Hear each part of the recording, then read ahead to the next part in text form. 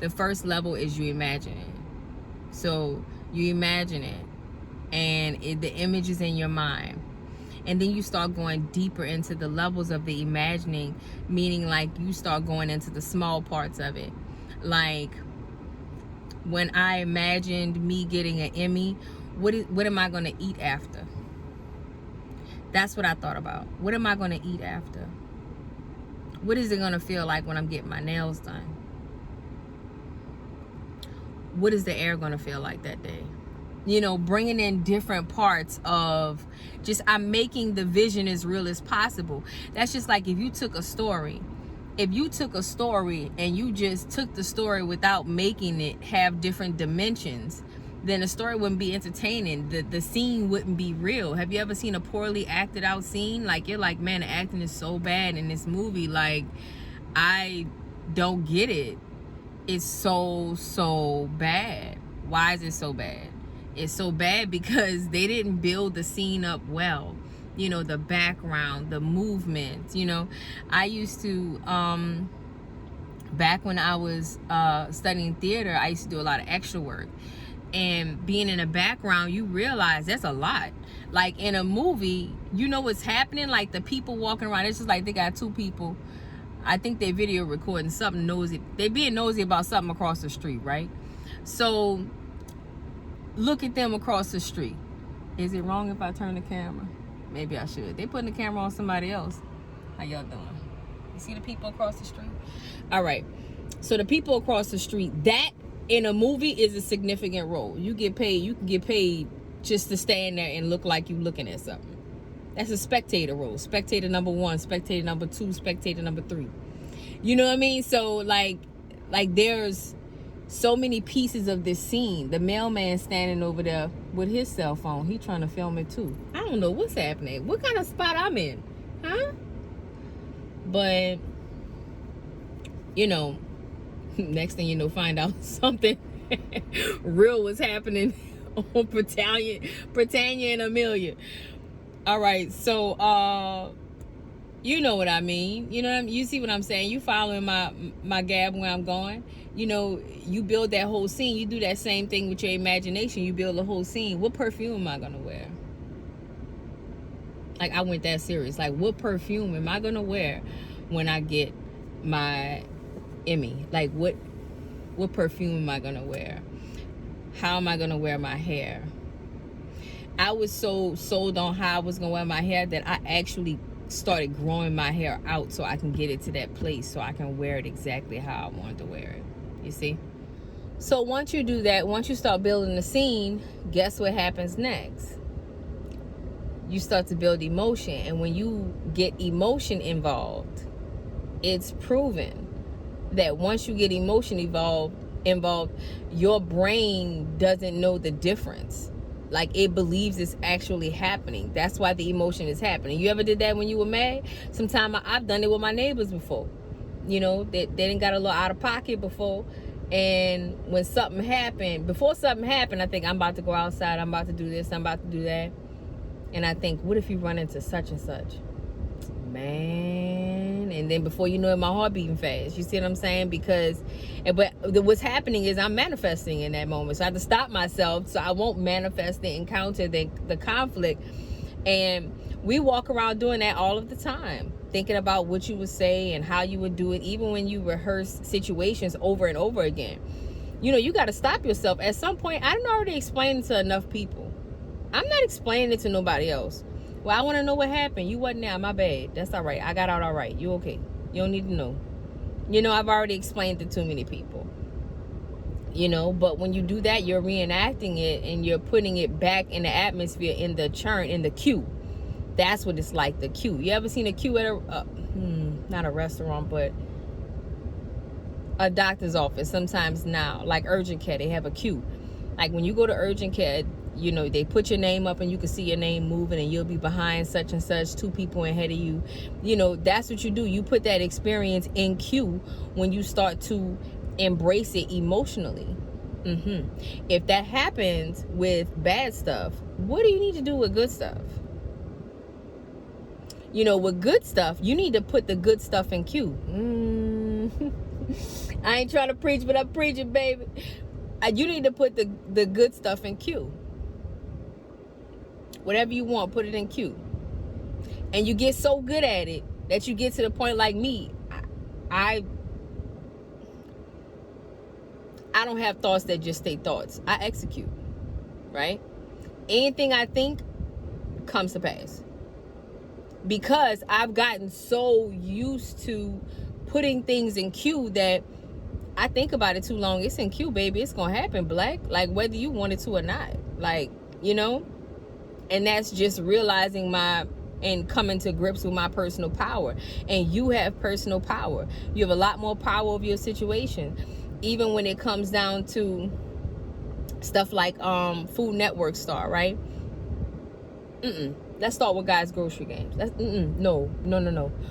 We're going to start with when I first wanted to get into the entertainment business. Like, for real with the culinary stuff. You know, I wanted to get into it with acting, right? But things changed, and then I ended up finding my way there fell in my lap with the culinary stuff, right? So I went out for this job with Hell's. I went out for this, part for Hell's Kitchen, right? I didn't get picked. And I got pretty far in the process, and it really stung. It hurt. So what I did was I said, you know what? I'm going to make this happen no matter what. They don't have to give me a show. I'm going to make people see me. They're going to see me. I'm going to make people see me, and that's that. And I don't have to wait for somebody to give me a handout for somebody to see me. So, we got the stuff to start the show on YouTube. My early videos, I always tell people, please do not come at me critiquing that, because I will slice you and dice you so quick. I was just starting out, just getting comfortable with the camera, blah, blah, blah. You do it. But, I started with that, and that led to everything else. And that's when I did my first vision board. My first vision board for the entertainment business, I put Food Network poster child. I put, queen of the Creole, queen of the cuisine world, New Orleans Cajun cuisine or something like that. So many things I put in those every one of those vision boards came to life. They're in my attic right now. I can't wait to pull them down for my grandkids so they can see the power that's inside of them, that came through their bloodline. Every one of my vision boards came to life. Everyone. And even I remember when I hung the first one on the wall, y'all, I'm not lying to you. I'm telling you, when I hung the first one on the wall, I said, this ain't gonna happen. And on the inside of me, God spoke so clear. He said it's gonna happen whether you want it to or not, whether you're ready or not. So it's all on you what you want to do. So I got ready and I prepared for it. Nobody was calling me. I worked out because I wanted to look good on camera. Nobody was calling me. I keep posting food stuff. Nobody was calling me. I'm still sitting around imagining what it's going to feel like when I started imagining what it was going to feel like to see the phone ring. What's going to happen when I see a LA number on my phone? What's going to happen when I see a New York number on my phone? What if it's a weird number like Arizona? I would think like that. And I remember when I got called for Guys Grocery Games. I was at a Pelicans game, and I was at the game, and I saw a random LA number, and I just said, hello? And she said, hi, may I speak with Toya Bodie, please? And I was like, oh, it's on and popping. And I ran out into whatever area I could to hear something. And we talked for about 20 minutes running it. And then she was just like, well, we're going to call you with the flight and blah, blah, blah. And I was like, oh my God, this just happened. And I got there, and it was just, I'm telling you, I manifested it. Food Network star, same thing. The Hallmark Channel. Let me tell you something about the Hallmark Channel. Let me tell you something about that. With the Food Network star, I literally only went there to catapult myself into a different place. I wanted to be able to say as seen on. You don't know the power of that. Everybody going places trying to win, trying to conquer. You don't understand the power of as seen on. you don't understand the weight that goes behind your name when you do stuff like that. And then when you keep a consistent character reflection going on camera, woo-hoo, your character can't be shook, baby. Oh yeah, people gonna want to work with you, you know. So that's what happened with that, right? And I knew I wasn't gonna win because I didn't go there to win. I went there to connect. I went there to be seen and strategically move, like playing chess. I thank my father for teaching me how to play chess as a child, because it was a foreshadowing with life. Like, I mean, it was foretelling, like, about my life. You know what I mean? Because I had to move strategically, even being a teenage parent, you know. But when it came down to everything else, the Hallmark Channel came up. Man, when I tell you, I remember sitting in the old house, 320. We were sitting in the old house, and you know what I was thinking? Man, what it's gonna feel like to sit on a plane. I imagine myself sitting down like this and thinking, I got $25,000 in my pocket.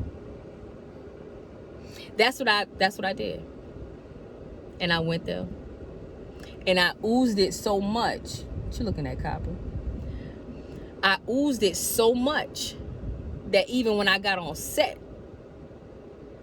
you know, the people who were with me and who were around me, you could tell they felt whatever energy I had. Now, I don't think they knew what I was thinking, but you know, I could see when my energy is affecting the room. I'm very cautious of it, and it was doing it then. And that is how I manifested everything with this house. Losing the other house that we wanted, and then getting to this one. My sister Elise was talking to me. She said, it seemed like you're in a tug of war. And I said, a tug of war? So during my praise and worshiping, you know, I was praising and worshiping in the house, and I was praying over the walls. I was praying over the walls that whoever buys the house that we were in has great experiences, has good times, you know. And because it's not just about me getting a new place, it's about me preparing a place for somebody else. That's why before I move out of place, before we sell this house, we're gonna fix up stuff so the next people can have something good, you know. And I started pulling. I did a physical pulling motion, like I was doing tug of war, like with an invisible force. I was just doing tug of war, and I was pulling it to me, injecting it towards me. I kid you not. That same night, by 11 o'clock, our house had a contract written out for it. They submitted the contract. And that happened. I had a friend I was talking to, and she was talking about how her house went off the market in six days. And I said, dang, I said, man, if God did that for you, he gonna do it for me. I want my house to go off the market in under 7 days. On the 6th day at 11 o'clock at night, man, I wish Chris could find that email. On the 6th day at 11 o'clock at night, we had a contract out for that house. You have what you say. It's real. It's a format. You could walk around and think that everybody else greater than you, or you could just choose to be the greatness that you are. Come on, that's real life right there. That's real life right there. You can hold on to that. You know, so keep that in mind.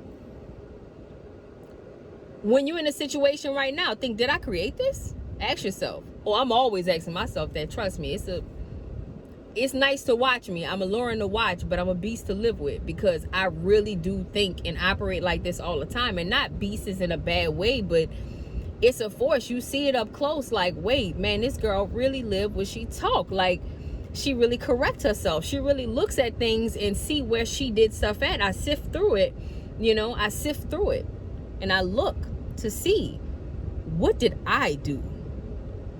Because I'm not going to be a victim. I'm going to be a victor. That's it. Like, that's case closed, you know? So look around you and see what you did. And there's so many choices that we make that we don't even know we're making. Ignorance, that don't stop you from making choices, you know. But I hope this finds you well. I hope that this encourages you to sit somewhere and imagine what you're gonna lose. What you gonna lose?